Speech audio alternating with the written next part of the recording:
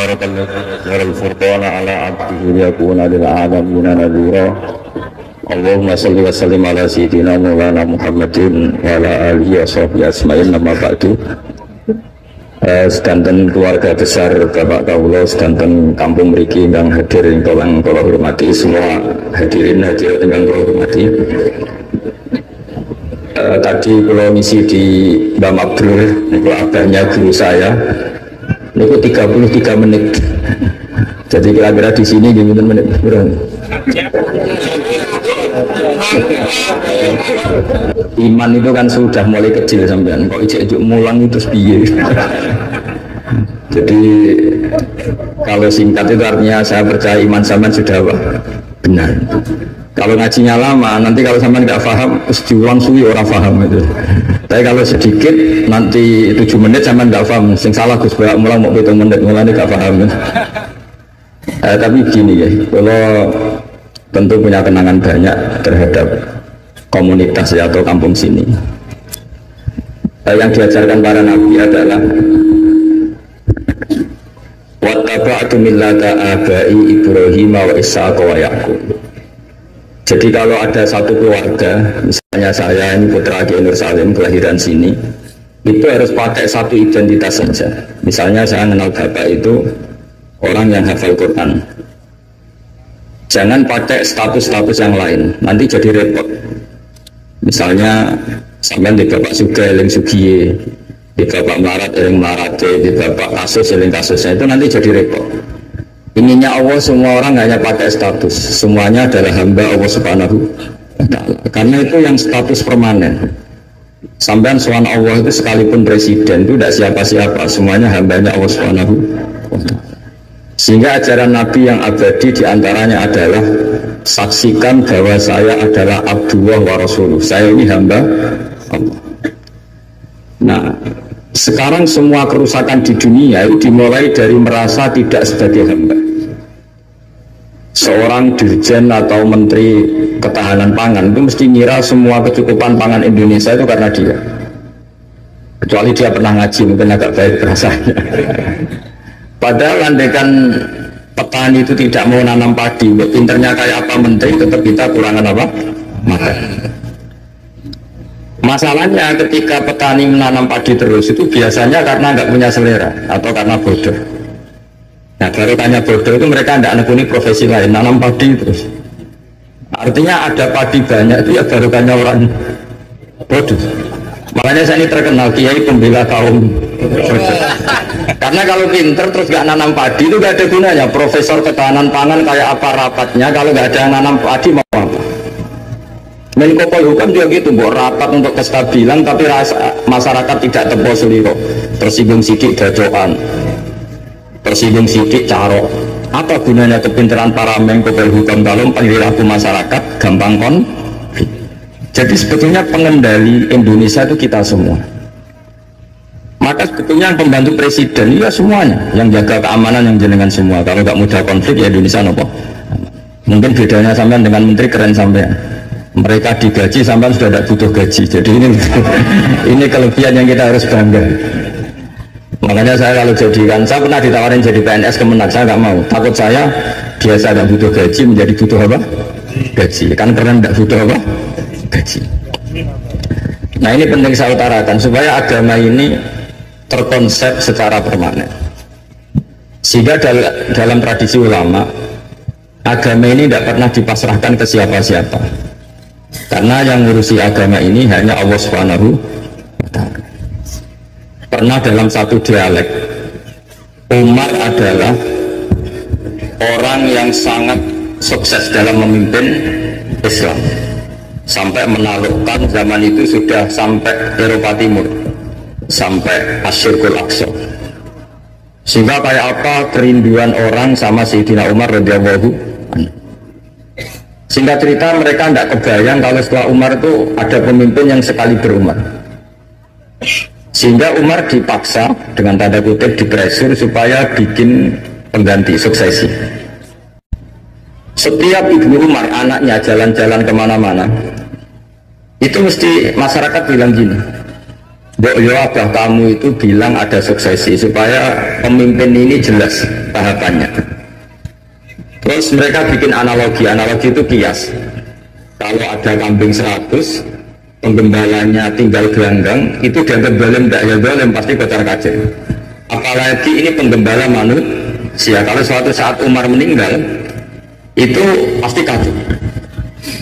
Umar sempat tertarik sama pikiran itu, sehingga beliau ingin menunjuk seorang khalifah pengganti. Lama-lama beliau bangun terus bilang gini, tidak jadi ya. Agama ini yang punya Allah, jadi nggak boleh dipikir oleh Umar. Agama ini pernah ditinggalkan orang yang lebih baik ketimbang saya, yaitu Abu Bakar, tetap jalan. Dan agama ini pernah ditinggalkan oleh Rasulullah SAW, orang terbaik di dunia, dan tetap jalan. Karena yang ngurusi Allah. Makanya sekarang nggak ada wali songo itu. Mungkin zaman wali songo Panjunan tidak seperti ini. Tapi sekarang dipimpin Ustadz TPG, Islamnya lebih maju ketimbang zaman dipimpin wali songo. Bukan karena ustadznya yang lebih hebat dibanding wali songo, memang agama ini diurusi oleh Allah Subhanahu wa Ta'ala. Ustadznya kasus ya agama jalan. Itu banyak cerita-cerita di TV Ustadz Allah kasus, agamanya juga jalan. Ada kiai ditangkap KPK, agama juga jalan. Karena agama ini nggak bergantung seorang kiai, juga nggak bergantung kemenang. Agama ini yang mendesain, yang menjaga hanya Allah Subhanahu wa Ta'ala. Cerita paling modern itu Uni Soviet. Uni Soviet itu negara komunis. Ratusan tahun orang Islam dikooptasi di Uni Soviet. Tapi mereka Islamnya luar biasa, menyembunyikan Islamnya. Belajar tauhid di basemen, di tempat-tempat sembunyi. Ketika Uni Soviet hancur lewat Glasnost Perestroika itu, langsung jadi negara Islam. Ada Uzbekistan, Tajikistan, Chechnya, itu semuanya jadi negara Islam. Artinya gini, agama ini pernah jaya bahkan saat dikooptasi Uni Soviet. Indonesia juga pernah jaya padahal dijajah Belanda 350 tahun. Justru menjadi masalah kalau kita ini terlalu bergantung negara. Kiai gelem mulang nak untuk bos, santri gelem mondok mergo kepalanya ditatat di negara sehingga dapat fasilitas. Oke, negara baik kita akui. Tapi itu nggak bagus bagi kita kalau terlalu bergantung. Karena biasanya kita berkontribusi kepada agama, sekarang mendapat dari negara untuk ngurus agama. Masalahnya bukan di ngurusnya, ketergantungan ini yang menjadi Islam nanti bahaya ketika ada masalah. Nggak biasa imun ya, nggak biasa kebal. Sehingga pikiran-pikiran para ulama dulu, cara berpikir itu, agama ini harus dijaga karena kita yakin Allah yang menjaga. Kenapa saya cerita demikian? Karena Islam di Indonesia sekarang itu luar biasa. Katanya malah Islam terbaik di dunia sekarang. Kenapa kok terbaik di dunia? Kenapa Islam Indonesia punya gelar terbaik di dunia? Di mana-mana, di Mesir, di Syria, di Irak itu konflik. Dan kalau konflik sampai saling bunuh. Kita tahu urutan dosa besar, satu adalah musyrik, nomor dua adalah orang mukmin saling bunuh. Nah, Indonesia buatan, gedeng tangganya mau ngerasani tok, tinggu kegiatan gitu. Ya ini gitu-gitu dok. Yang bisa nyantet ya tidak nyantet. Jadi biasa saja. Nanti kalau bodoh ya kosong-kosong lagi, nanti tukaran lagi ya gitu. Makanya kata Mbah Mun, kamu harus bangga jadi orang Indonesia. Karena kita tidak mengalami dosa terbesar. Setelah syirik itu dosa terbesar adalah saling bunuh. Dan Indonesia itu tepol siloronya luar biasa. Sekarang pertanyaannya, tradisi tepol siloro itu ditanamkan nenek moyang kita apa mengikuti konsep yang dibikin negara? Nenek moyang kita. Sebelum ada menteri pertahanan, menteri yang ngurus sistem keamanan, itu yang menjaga stabilitas kita adalah kearifan kita. Lalu sekarang kearifan kita mau kita gadekan, mau kita berikan. Wah, negara aman kalau menterinya ini, agama benar kalau menterinya ini. Mana pernah kita bergantung sama negara zaman dulu. Meskipun kita menghormati negara, sangat-sangat menghormati. Tapi jangan sampai kelangsungan kita hidup ini bergantung sama orang lain. Kata Rasulullah SAW, kullukum ra'in wa kullukum mas'ulun an ra'yati. Semua kalian adalah pemimpin. Semua pembantu presiden, semua pembantu negara, semua pembantu kelangsungan kestabilan masyarakat Indonesia. Orang yang nggak suka konflik berarti membantu menteri pertahanan. Meskipun dulu kamu milih 01, dapatnya 02. Itu barokahnya Indonesia. Milih 1 dapat 2. Betul, saya itu punya doanya Mbah Mun. Sebelum wafat beliau itu nyatet doa. Itu diantara doanya itu Allahumma alqi bainahuma ulfatan wa mawaddatan. Ya Allah, jadikan dua tokoh ini yaitu Jokowi dan Prabowo, Pak Jokowi dan Pak Prabowo ulfatan, saling asih dan saling mencintai. Dulu ketika masih panas itu saya baca doa itu agak ini bener gak? Saya Jumat sebelum Yai Haji itu masih ketemu Jumat. Beliau cerita kalau mau ketemu Megawati, terus ketemu Bu Mega hari Sabtu. Ahad beliau terbang ke Mekah, terus Selasanya wafat. Selasa keberapa doanya hari Selasa. Itu diantara doa yang dititipkan sama anak dalam itu, doa itu. Yang baca juga agak-agak ini yang bener aja doa ini. Terus selanjutnya ditutup min abdikal fakir memun zubair, ya Allah. Jangan lihatlah saya, kata Bangun di doa itu, lihatlah saya yang berdoa. Barang kemarin setelah pelantikan menteri ternyata seperti itu saya tambah kagum. Kalau kita punya guru seorang wali, jadi doain sesuatu yang mukal saja kesampaian. Doain yang mukal saja sampai teks itu sekarang masih saya simpan. Tulisan tangannya Bangun. Itu dulu diberikan anak dalam. Kalau saya itu menerima wasiat jadi pengurus, jadi beberapa kali saya ditawarin jadi pengurus PBNU, saya nggak mau, sampai berkali-kali nggak mau. Hanya PBNU udah kurang akal pakai tangannya Mbah Mun supaya agak maksa saya. Karena saya memang dari dulu nggak punya rencana jadi orang besar, biasa aja kayak gini kan, itu kan enak. Mau ngopi santai, mau melarat ya pantas, mau keliru ya pantas karena ada kiai itu. Jadi enak lah. Jadi kiai itu kan tidak enak. Marah mangan gak lesu tapi nak keliru disalah wong akeh. Nah sampai nak salah dimaklumi. Jadi enak. Pokoknya masyarakat awam itu enak. Terus jadi kiai ruginya gini. Misalnya saya orang alim alama, ada pengumuman besok masuk surga. Nanti pengumuman kedua itu mengecewakan dan para penggemarnya. Memang aturannya. jadi rugi sebetulnya. Karena memang aturannya gitu. Para wali, para orang alim ini kan dapat masuk surga. Nanti pengumuman kedua itu dan itu nggak ada syaratnya. Pas para penggemar itu nggak ada syarat. Siapa saja bisa. Makanya terus banyak orang jalan pintas, nggak mau alim sendiri ya, penggemar Gus Dur aja. Itu sebetulnya oportunis, itu orang nakalan lah kira-kira gitu. Terus akhirnya saya ditimbali beliau, kata beliau menyuruh saya supaya mau jadi di antara jajaran Suriah. Yang unik dari wasiat beliau itu bukan masalah Suriahnya. Kata beliau, Indonesia itu harus kamu jaga. Bila perlu nanti di lembaga dakwah NU itu melibatkan orang macam-macam dari partai macam-macam, termasuk partai PDI. Terus ketika tanya kenapa ya? Sing iso njogo Indonesia itu nasionalis dan religius. Dan yang menjaga ini penting, kata beliau. Ojo sampai Indonesia itu dosa paten pinaten. Caranya biaya aku dulu kon Megawati dan mewakili kaum religius dan nasionalis. Kalau paten pinaten repot kayak Mesir, Syria. Jadi fakirnya Mbah Mun jangan dilihat misalnya seorang kiai ketemu Mega, enggak. Lihatlah ini satu ikhtiar supaya Indonesia itu damai. No? Indonesia. Saya termasuk santri yang akhirnya mencari-cari argumentasi itu. Singkat cerita, saya nyari itu di khazanah-khazanah kitab dan ketemu, yaitu Rasulullah pernah berdamai dengan Suhail bin Amr. Suhail bin Amr itu tokoh kafir apa? Quraisy yang bisa mengendalikan Quraisy. Sekali dia komando perang maka perang. Padahal posisi Nabi sudah di Hudaybiyah, kira-kira 25 kilo dari Mekah. Itu kalau perang pasti banyak korbannya. Dan itu semua perjanjian merugikan Nabi, tapi diterima saja. Asal tidak terjadi saling bunuh, saling chaos, saling kolek. Itu yang ditiru Mbah Mun. Tapi sekarang orang enggak, kadang pakai hitam putih. Pokoknya saya putih pasti benar, ini hitam pasti salah. Yang dilupakan adalah kalau betul orang lain itu hitam, ini pun tanggung jawab kita, karena ini juga umatnya Rasulullah Shallallahu Alaihi Wasallam. Sekarang ketika kamu melihat orang salah, itu jika itu bagian dari keluarga kamu, inginnya memberi sanksi apa membenahi? Membenahi. Makanya dalam sebuah kitab yang diceritakan Sarah Hikam, kitab paling terkenal di kalangan pesantren, kitab Hikam. Dan cerita itu benar menurut saya. Ini cerita versi kitab Hikam.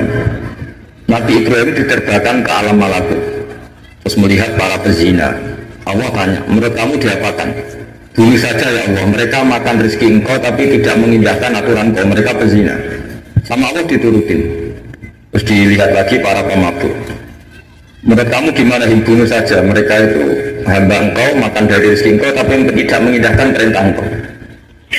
Sampai sekian bentuk maksiat, Ibrahim usulnya bunuh saja, habisi saja. Lama-lama suatu saat, ini cerita yang di Sarah Hikam, Ibrahim disuruh nyembelih Ismail. Yang terkenal dalam riwayat memang yang disembelih itu siapa? Ismail. Meskipun ada perdebatan ulama apa Ismail apa Ishak, tapi kita milih yang Ismail saja. Umumnya orang meyakini itu siapa? Ismail. Nabi Ibrahim itu kagetnya bukan ngetek. Ya Allah, yang benar saja. Ini samrotu fuadi, ini buah hati saya. Kenapa engkau suruh membunuh? Jawabannya Allah. Ibrahim, kamu ingat gak? Ketika kamu melihat orang-orang maksiat usul ke saya supaya dibunuh ya Allah. Kata Allah, aku ini ya bener. Itu singgawi aku enak usul penutan ngapain. Konca ini anakmu singgawi aku. Mata ini dia keberatan, menangis Nabi Ibrahim. Ini pelajaran bagi kita. Karena orang misalnya nyuwun saya cawe itu nganggo sepeda motor ruangan sebulan dari anak isopol untuk suruh ini. Tapi nak kirim no, ini pun ponaan ini jenengan pasir. Mesti gitu. Sebetulnya keantian kita pada maksiat itu bukan karena maksiat, plus orang itu tidak keluarga kita.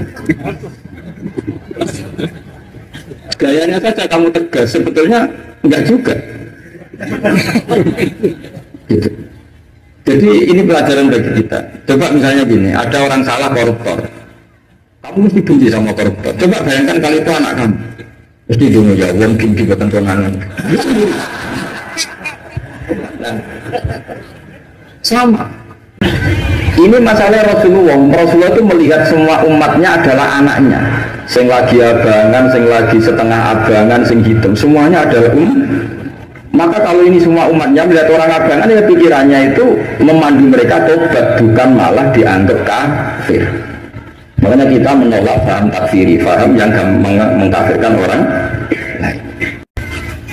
Karena ibaratnya paham takfiri itu enggak rasional, secara fikih enggak rasional. Allah yang Tuhan saja, yang punya semuanya, itu jelas ngendikan qul ya ibadiyalladzina asrafu ala anfusihim la taqnatu mir rahmatillah. Dosanya ya wa anibu ila rabbikum. Orang-orang yang sudah melampaui batas oleh Allah dipanggil, ayo kembali ke saya kembali. Kemudian orang-orang takfiri ini, orang-orang ekstremis ini, hamba Allah yang sedang maksiat dianggap tidak Islam atau kafir, keluar dari area kemukminan. Wong yang Allah Tuhan saja yang di luar disuruh masuk. Ini yang sudah masuk malah disuruh keluar. Coba Nabi diutus jadi Nabi itu untuk mengislamkan orang kafir apa untuk mengkafirkan orang Islam? Ya Nabi lo diutus itu untuk mengislamkan orang kafir apa mengkafirkan orang Islam? Mengislamkan orang kafir. Makanya aliran-aliran ekstrim sidik-sidik ngafirkan orang itu satu mesti goblok, mesti. Dua mesti gak tahu ngaji. Tiga terlalu semangat tapi khazanah ilmunya itu pas-pasan. Karena tadi kebencian kita ini pasti ada unsur dengan tanda kutip nafsu. Ya tadi kamu benci sama cawe itu yang kuatuan cekas dan motor doang. Barang mbok pisau itu boleh wong ayu banget seneng kowe. Kira-kira masih bisa tidak gitu. Itu mesti atau gini, kamu benci sama orang yang nyulayani janji. Zaid tidak janji sama kamu, mesti mau dia nukar ini gini-gini. Coba Zaid itu orang yang ngutangi kamu, berani nggak ngumpat-ngumpat Zaid meskipun melayani janji. Zaid itu orang yang memberi tangan kamu 10 juta, terus janjian melayani janji, bisa nggak kamu bentak Zaid? Terus gak ditagel sebenarnya. Artinya ketika kamu disulani janji marah itu mesti gini, sudah melayani janji, plus tidak berjasa. Nah ini yang kita dapat kearifan dari Nabi Ibrahim. Saat kita enak saja usul orang maksiat dibunuh, dimatikan oleh Allah, itu plus mereka kebetulan tidak anak kita. Coba andaikan zaman di alam malakut Ibrahim tahu yang nakal itu anaknya, apa kira-kira usul demikian? Nah makanya ini jaga kearifan kita, bahwa bayangkan orang lain itu keluarga kita. Makanya kearifan dari bapak saya, bapak itu senangnya kancanan orang macam-macam, masuk musim bulat-bulat. Terus saya tanya, kenapa Pak? Sing gelem dadi ngono ya sapa? Karena itu kearifan. Sing gelem dadi ngono itu santrinya bapak dulu yang bulat ya banyak. Iya itu bengkel, ngarah gelem dadani barang rusak ya rasa dadi apa? Iya. Makanya saya ini keterusan, saya termasuk jenis kiai yang tidak tegas. Tapi karena kearifan, ya yang terlalu tegas sebenarnya tidak pati arif. Ya tadi, bayangkan itu anak kamu, pengen ngaji malah diboyong. Kalau itu anakmu, Pak Yai memberi kepengen didadani malah jalan. Jadi ini pelajaran bagi kita. Jadi coba hajaran-hajaran itu jangan sampai hilang. Memang ada banyak riwayat tentang Nabi Ibrahim menyembelih Ismail. Sebagian kitab meriwayatkan bahwa Ibrahim itu saking senangnya sama Allah, ditanya Ibrahim, andaikan kamu punya sapi sekian, kamu korbankan untuk saya enggak? Iya ya Allah, untuk taqarrub ilaika. Kurban maknanya satu prosesi ibadah untuk mendekatkan diri kepada Allah. Mana ada terima sapi unta, nak jenengan nyuwun anak kula mohon tak korban. Terus dites tenan disuruh nyembelih apa? Ismail. Tapi saya lebih cocok sama riwayat yang diterangkan di syarah kitab hikam tadi. Jadi beliau mengalami kasaf, diangkat kasaf itu satu kemampuan untuk melihat alam gaib. Kemudian dipertontonkan Allah alam malakut. Terus Ibrahim main usul supaya orang-orang itu dihabisi.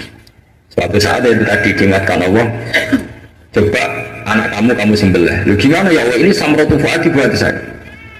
Terus kata Allah, ketika kamu usul langsung tak turuti, kalau saya usul kamu pikir-pikir katanya. Tapi ya saya, memang yang saya bunuh itu hamba siapa, itu juga hamba saya kata Allah. Nah semenjak itu Ibrahim jadi halim. Inna Ibrahim ala halimun Allahumunib. Semenjak itu dia jadi halim, beliau jadi halim. Halim itu mudah memaafkan. Beliau enggak ya agak temperamental. Makanya dalam tafsir diterangkan ketika Ibrahim ekstrim memakai beberapa berhala itu di Quran dijelaskan sami'na fatan yadhkuruhum yuqalu lahu Ibrahim. Fatan itu anak muda, jadi gejolaknya masih kuat sehingga frontal. Tapi ketika Ibrahim sepuh itu semua proses dakwahnya itu halus. Ya kira-kira mirip Wali Songo. Tapi itu bahasa yang salah ya, Wali Songo yang mirip Nabi Ibrahim. Makanya yang benar itu madzhab ahli sunnah wal jamaah. Islam Nusantara itu nama lain yang ingin ikut ahli sunnah wal. Jangan ahli sunnah wal jamaah sekarang ikut Islam Nusantara, itu kacau nanti secara. Sering saya ditanya, Gus Islam Nusantara itu kan firqah sudah 73 ditambah Islam Nusantara 74. Ya kacau kalau seperti itu ya enggak. Islam Nusantara itu ya maknanya ya karena kita punya kultur, punya budaya, dan budaya itu budaya Indonesia. Tentu misalnya orang Arab pakai jubah itu ya sunnah, kita yakini sunnah. Tapi orang Indonesia ya sudah cukup pakai hem, itu juga sudah sunnah. Jangan kayak orang Madura, karena kalau jubahan kiai ke Arab Saudi supir taksi dicium, tukang angkot dicium, karena semuanya pakai apa? Jubah. Itu guyonannya orang Madura kan? Setelah di sana jubah itu pakaian nasionalnya orang Arab. Oh iya makanya kalau melihat film Arab itu bingung, karena yang soleh sama penjahat sama-sama macaknya seperti itu. Kalau film Indonesia kan gampang, yang preman tatonan pakai celana jeans sobek-sobek, yang kiai pakai koko, kan enak. Ini yang soleh, ini enggak. Kalau film Arab bingung. Makanya kalau orang abangan lihat film Gus Abu Jahal karena itu film Arab repot, film Arab itu. Dan lucunya orang-orang Arab itu meskipun fasik itu kalau sumpah ya bilang wallahi. Itu yang sering haji, sering umrah kan tahu orang Arab kalau marah siapapun ya bilang apa? Wallahi. Nah itu maksudnya Nusantara. Tentu kita tetap yakin jubah, pakai jubah itu sunat, pakai seperti itu sunat. Tapi nggak usah berlebihan, terus harus seperti itu. Karena kewajiban kita yang penting adalah satrul aurat, menutupi aurat, meskipun dengan cara negara masing. Nah negara masing-masing ini kemudian oleh kiai kadang diistilahkan apa Islam Nusantara. Sama lihat kan ulama-ulama Turki ya pakai turbus, pakai baju, yang ulama Rusia ya pakai baju khas Rusia. Ya semuanya pakai khas daerah masing-masing dan itu nggak masalah. Karena kata Allah wa ma arsalna mir rasulin illa bilisani apa? Kaum. Semua rasul itu punya tradisi sesuai tradisi kaumnya masing-masing. Tentu tradisi yang positif. Jadi tidak perlu diperdebatkan. Tapi tetap saya ingin berkeyakinan bahwa pakai jubah itu ya sunat, pakai hem ya sunat, pakai pakaian ala Indonesia yang santun itu juga apa? Sunat. Karena sakofa itu satu tradisi. Nah, bayangkan kalau tradisi itu terjadi di perdamaian, kayak tadi Teko Suliro. Sebelum ada Menteri Pertahanan, sebelum ada Menko Polhukam, sebelum ada polisi, orang Indonesia itu, misalnya dulu di sini ada Bandar sama ada kuah orang-orang sepuh. Itu saya ngapain nom-nom itu karena rebutan warisan di sini, sungkan sing sepuh. Jadi tanpa ada polisi ini sudah ada kearifan yang bisa mengendalikan orang tidak rebutan warisan, tidak konflik. Sekarang enggak, ambil dulur konflik di pengadilan. Banyak enggak orang konflik harta warisan sampai ke pengadilan? Kadang. Artinya apa? Ketika ada lembaga peradilan justru kita kehilangan kearifan. Makanya ngaji di sini saya mau minta sekali tradisi-tradisi kearifan kita hidupkan lagi. Ini yang terakhir saya cerita sujud. Terus orang terlatih tanggung jawab sendiri. Rasulullah itu betul bisa nyafaati, itu semua ulama ijma Rasulullah bisa mensafaati. Tapi ketika anak dalam, kalau mungkin bahasa sekarang itu pembantu, anak dalam kalau dalam bahasa pesantren itu ditanya, engkau mau nekah, engkau mau boyong, kamu minta saya apa? Ya Rasulullah saya kasih waktu 3 hari untuk menentukan saya minta apa. Setelah 3 hari anak itu ketemu Rasulullah, as'aluka murafaqataka fil jannah, saya minta supaya jadi temanmu di surga. Nabi tanyanya unik, kamu diwarai orang apa karena kamu sendiri? Jadi kalau orang pintar dadakan itu bikin orang curiga. Kamu pintar sendiri apa diwarai orang? Enggak ya Rasulullah. Setelah saya angen-angen semua dunia ini zailah, bakal hilang. Kemewahan dunia, kenikmatan dunia pasti hilang. Yang enggak hilang adalah kenikmatan di akhir. Nah, maka saya minta satu saja, as'aluka murafaqataka fil jannah, saya minta menjadi temanku di surga. Apa jawabannya Nabi? Itu saja, tidak yang lain? Iya ya Rasulullah. Jawabannya Nabi itu nih, fa'inni ala nafsika bika surati sujud. Sama sih ingat teknya, fa'inni ala nafsika bika surati sujud. Saya minta tolong, bantulah saya, kamu harus memperbanyak sujud. Jadi makanya semua kiai, semua habaib, semua orang alim, siapapun yang ingin mendapat syafaat Rasulullah SAW, tentu onok modalnya. Mungkin yang kaya ya sedekah, yang miskin sabar, yang ya pokoknya ada amalnya. Nggak boleh gratisan. Nang dunia ada gratis, keluarga gratis. Jadi Nabi jelas menjawab, fa'inni ala nafsika bika suratis sujud. Maka bantulah saya, kamu sendiri harus memperbanyak sujud. Kemudian ahli fikih itu mengkaji sujud itu apa? Menurut cara yang disepakati ulama yang mesti benernya adalah diletakkan al-yaden 2 tangan berarti berapa? 3, ar-rubaten 5, al-qadamen 7. Makanya ini yang disepakati ulama. Tapi banyak juga ulama yang mengesahkan sujud cukup pakai jabhat. Jadi kalau ada orang bisa sujud kok agak ngongkrong, yang penting badunya itu memplek, itu ada juga ulama yang bilang yang penting jangan dilakukan imam musola, nanti dianggap ya masa imam musola sujudnya seperti itu. Jadi prosedurnya seperti itu. Jadi tetap Nabi itu inginnya umat ini memberi kontribusi. Jadi Nabi tidak langsung bilang iya saya syafaatin, enggak. Tapi Nabi ngendikan fa'inni ala nafsika bika suratis sujud. Maka bantulah saya dengan memperbanyak sujud. Ya, Assalamualaikum warahmatullahi wabarakatuh.